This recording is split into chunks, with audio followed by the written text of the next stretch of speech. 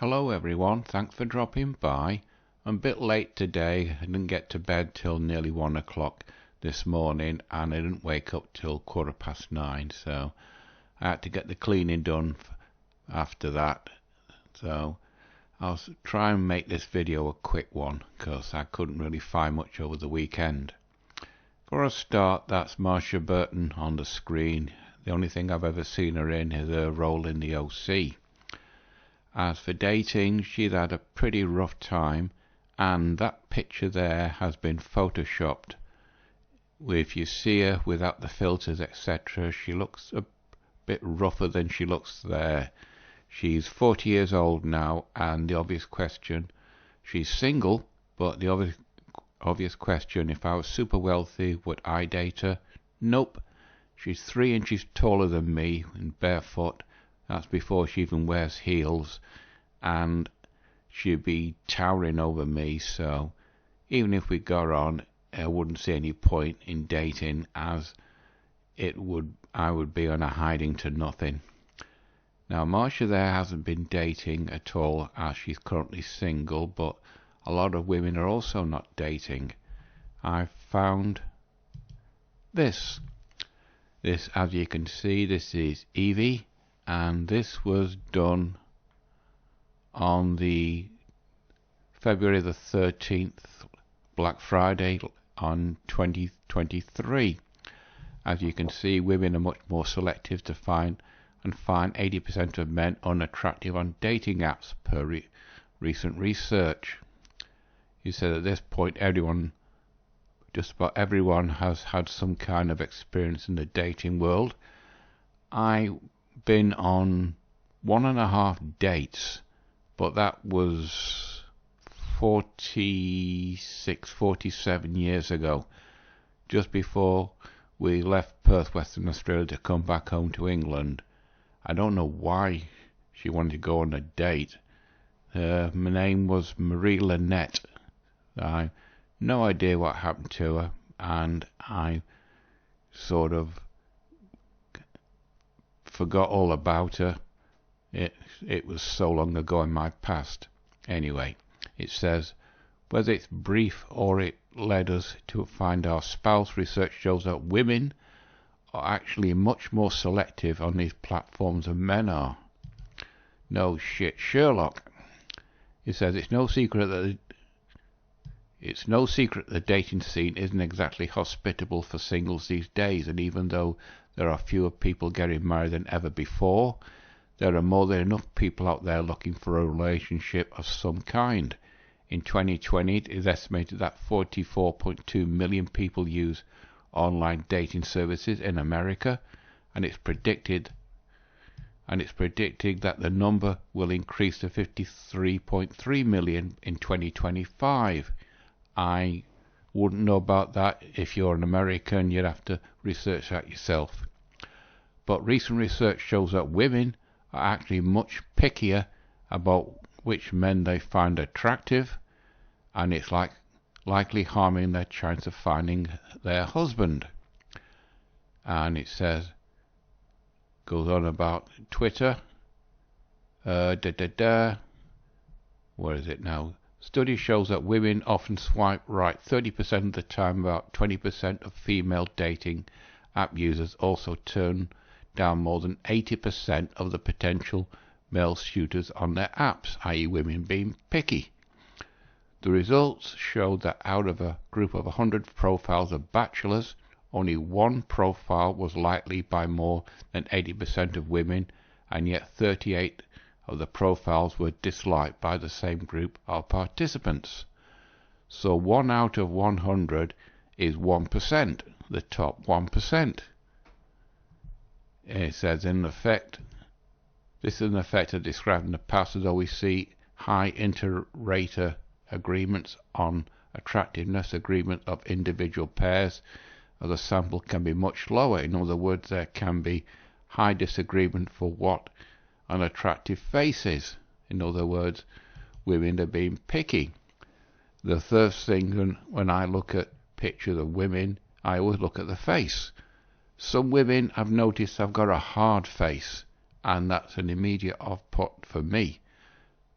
Doesn't matter, I won't be dating at all because I'm closing in on 70 now, and I prefer the peace and quiet and living on my own company. Anyway, reading through this caught my eye. Popular YouTube channel Better Bachelor posted a similar video explaining how women were only selecting the top 1% of men to be their potential mate, i.e. the top 1 and top 10%, demanding that their future husband have a six-pack, six-figure income, a fancy car and a fantastic sense of humour, among other things, i.e. Mr. 666. Meanwhile, OkCupid found that women find 80% of men unattractive on dating apps. In other words, the 80-20 rule or the 90-10 rule. And then Alexandra pointed out on Twitter that women generally aren't interested in huge age gaps, which is to be expected. He says, age predicted attractiveness ratings and swipes for men. Men too much older or too much younger than the women are penalised. In other words, even if you're a multi-billionaire, multi-trillionaire, if you're in your 80s and she's in your 20s, she only sees the money. He wrote, pretty contrasting of past research indicated that women don't like large age gaps. Then why do some of these young women go with much older, very rich men? In other words, the gold diggers. They're only after the money, that's all they see. And then going back to Better Bachelor, the top 1% or the top 10% of men. And then this makes people feel less sympathetic to the women who complain about the lack of success they've had on dating apps. At some point they have to admit that they're not helping their chances of being hyper-selective, especially if they're not in the top 1% themselves. We guys have been saying that for years. And this bit on the bottom, the guy who built OnlyFans is dead. The Leonard Radvinsky, he passed away this week at the age of 43 from cancer. I bet he smoked. This was done on the 23rd of May 2026, and it just explains about him. But women are much more selective and find 80% of men unattractive on dating apps. That's been known in the MGTOW circles for decades. I found this with a site called Material Blessings. This was done by a woman on the April 5th this year. April 5th, that was yesterday. Yes, yesterday. It says the current seeing need is often switching sides, but dating culture hasn't caught up in reality. Now it says half Americans believe that dating has gotten harder in the last decade. I would agree with that, going by all the videos I've seen about dating. When asked why dating is harder, the answer is scattered. 53% it's hard to find someone looking for some same type of relationship. Guys might be looking for a relationship, but women, dropping back to that, are only after the top 20% of men. 46% it's hard to approach people. 37% there are limited opportunities nearby. 34% they're too busy.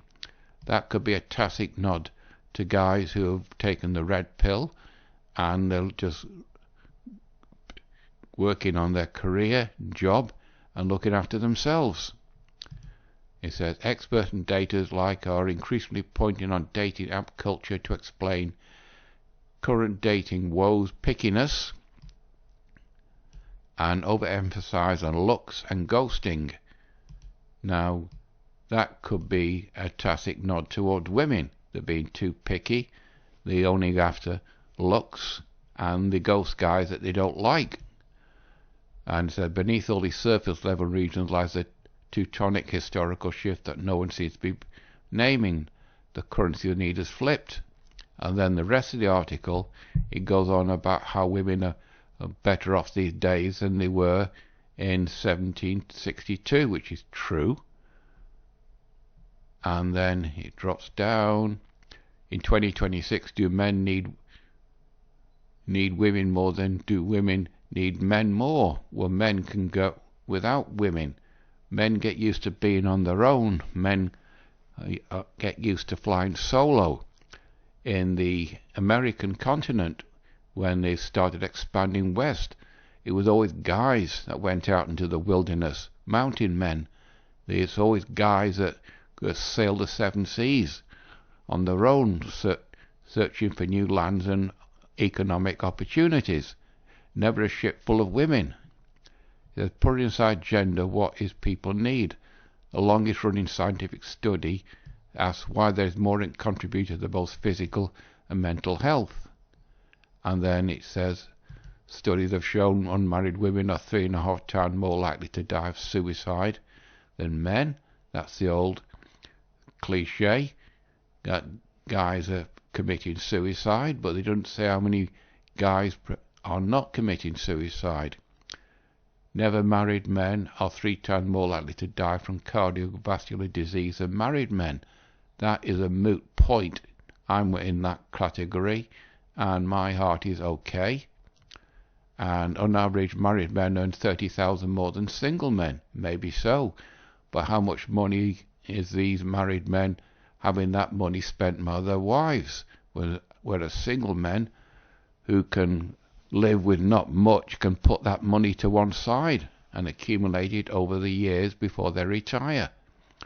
And said married men have lower blood sugar levels, better cognitive function, reduced risk of Alzheimer's, lower drug and alcohol addiction levels, and half the rate of depression when compared to single men.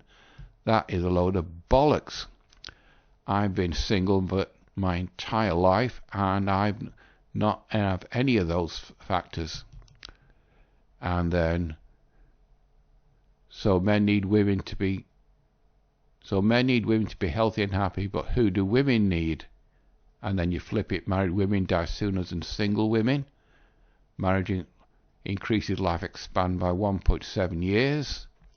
Married women are more depressed and anxious than single women. Then that's probably why there's so many married women getting divorced. Married women earn less than single women. Maybe, but single women, they have more ability to save the money, whereas a married woman has to have the children and a household, etc. Married women do more housework, cooking, caretaking, unpaid work than single women. That's also a load of rubbish. If you're single, you've got to do all that work yourself. Married women get less sleep and exercise than single women. Nope. When you're single, you go to bed whenever you want and you get up when you want on your days off. Married women are less sexually satisfied than single women. Nope. These single women are racking up a high body count, so that's a load of rubbish. But with a high body count, these single women are making themselves less and less attractive to men, whereas a married woman in an exclusive relationship, she might be less sexually satisfied, but at least she's with her husband and it's a one-to-one emotional bond, whereas a single woman are just notching up bedmates, which is going against them in later years. Says married women are more likely to die from stress-related diseases, accidents, suicide and homicide than single women. That is a moot point, that is. And single women are the happiest and healthiest subgroup compared to married women, single men and married men. Well then, why are so many single women complaining on TikTok that they can't get dates? We go back to that. And then it's more yada yada about misogyny and everything else. I'll naturally put this below. Emma Watson, she's married going herself, but recently she's got in with a billionaire. She started dating him and he's taller than her. So she might be single, but that didn't last long when Mr. Billionaire came along and showed an interest in her. And The stigma of the sad lonely cat lady makes no sense. Don't scare him off, yada yada yada. And naturally put all these articles below so you can read through this yourself. But this is mostly a feminine piece on the women's side. Now to finish this video off, I had to listen to this. This woman spares a load of facts as to why men need to stop dating, and I found myself nodding when he gave his commentary to what she just said. It's worth listening to, so I'll leave it at that. I think I'm getting on for 20 minutes now, so, but women are much more selective and find 80% men unattractive on dating apps, naturally. And Better Bachelor, he got it right.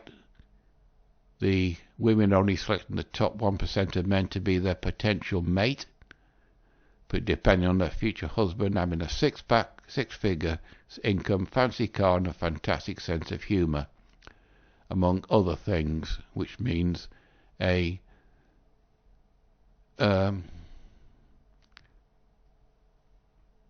what would a 1% guy have? A big fancy house, a regular income, that's his six figures, a car, an expensive car, and a good social circle so she can be a monkey branch on his arm. But anyway, the real reason dating is so hard right now is that women are not looking at the guys who's in their level. A 6 is never going to get a 9, and some of these women are not even a 6, some are like a 5 or a 4. But this is worth listening to, and this guy gives a reason why they're not dating. Anyway, I'm on the 20 minutes now, so I'll have to stop it. You know the routine, like, dislike, comment, think, etc. It's completely up to you. But as I said, I won't be doing one next week because I'm going to see if Slope Starters is taking bookings for Crystal Ski's taking booking for Slope Starters. They've got it on the website, but the resort that I want to go to for the Slope Starter isn't on there. So if they're not taking bookings for Bristolian in Norway, then that's it for skiing for me. I won't be doing any more at all. But till a week on today, no, 2 weeks today, that's it from me. So bye bye.